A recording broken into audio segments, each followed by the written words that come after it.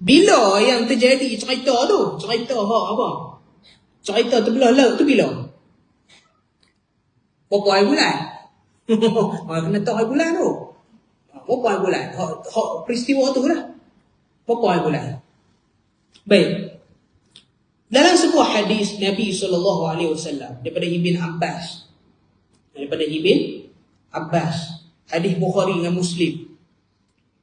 Satu hari Nabi SAW ketika mana sampai di Madinah, qadiban Nabi SAW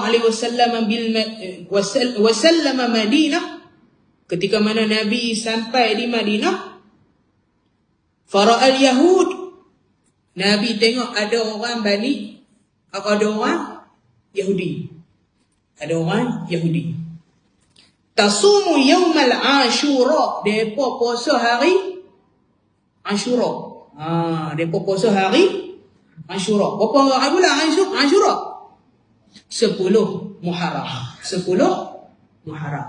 Depa puasa. Orang Yahudi puasa dah 10 Ashura. Faqala, Nabi tanyalah, "Ma hadha? Ni apa dia ni? Pasal apa ni? Pasal apa kau puasa hari ni?" Qalu, depa katalah, "Hadha yaumun salih." Oh, hari ni hari baik. Dia kata, hari ni hari baik. Hadha yaumun najjallahu bani Israel min aduwihim fasamahu Musa. Hari inilah hari Allah selamatkan Bani Israel. Bila lepas selamat itu, Nabi Musa puasa. Jadi bila Nabi Musa puasa, kami pun puasa lah, Yahudi kata. Qala, lalu Nabi kata, fa ana ahaqqu bi Musa minkum. Nabi kata, aku lebih utama untuk hampa ikut daripada Nabi Musa. Sebab hampa bukan hidup zaman Nabi Musa dah. Hampa hidup zaman aku. Aku lah yang jadi rasul, bukan Musa.